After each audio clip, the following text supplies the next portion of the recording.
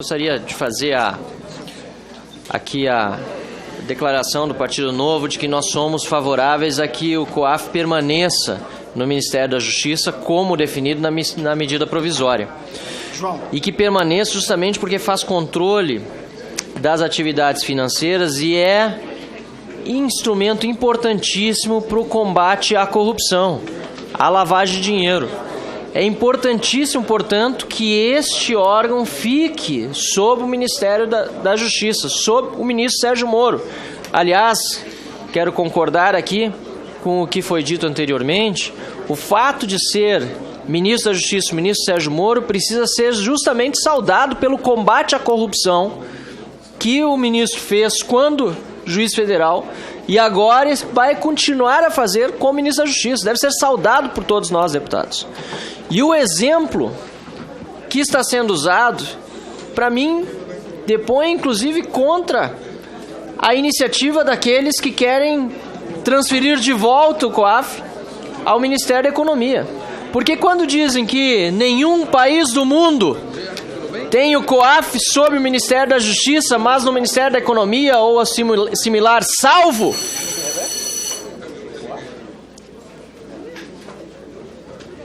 Gostaria de poder continuar, senhor presidente. Não sei se a sineta foi para mim. Esse puxãozinho de orelha, deputado, foi justamente para as pessoas que não estão prestando atenção no seu magnífico discurso. Obrigado. Então eu peço ao plenário que, por gentileza, mantenha um silêncio. Aqui até as conversas paralelas são baixas, só na Câmara ontem estava pior. Lá na Câmara ontem estava pior. Mas está bem. Obrigado, senhor presidente. Se puderem prestar atenção, eu agradeço. O exemplo que é dado aqui de que o COAF deveria ficar no Ministério da Economia e não no da Justiça, porque todos os países do mundo, ou a maior parte, teriam no Ministério da Economia e não na Justiça, salvo a Suíça, depõe contra quem dá esse exemplo, porque é a oportunidade do Brasil estar, pelo menos em algum quesito, próximo da Suíça, que é um exemplo no combate à criminalidade também. Ainda mais recentemente, de paraíso fiscal tem se tornado um dos principais países a combater a corrupção. Vou pedir, senhor presidente, se puder acrescentar o tempo, já que fiquei prejudicado no meu uso da palavra. Não está dando.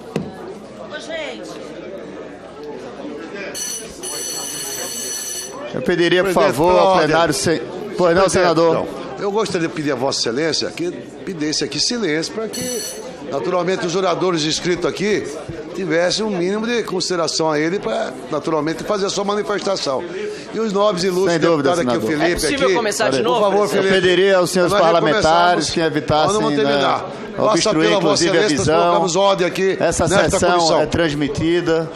Então eu pediria, por gentileza, que não só mantivesse silêncio, como evitasse estar obstruindo a avisada do deputado que está falando. Vou restaurar mais um minuto o deputado Marcel Van Hatten. É possível restituir todo o tempo? Meu raciocínio foi para o espaço. Por favor, silêncio. Peço restituir o tempo, não vou usar inteiro, presidente, mas vou precisar recomeçar o raciocínio do início. Se for possível restituir o tempo, preciso recomeçar o raciocínio do início, senhor presidente. O deputado foi 3 minutos, eu tinha passado mais 1 minuto. Mas não está dando para falar já há 3, 4. Vá seguindo, se precisar mais um complemento, ajustamos ao final. Obrigado, senhor presidente. Bom, recomeçando.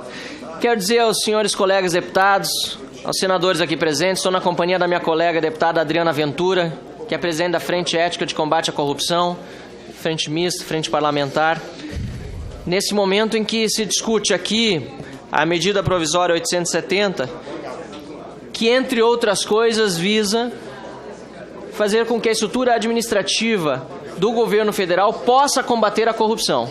É o caso da transferência do COAF para o Ministério da Justiça, feito pelo governo Bolsonaro, e que nós defendemos assim deva permanecer.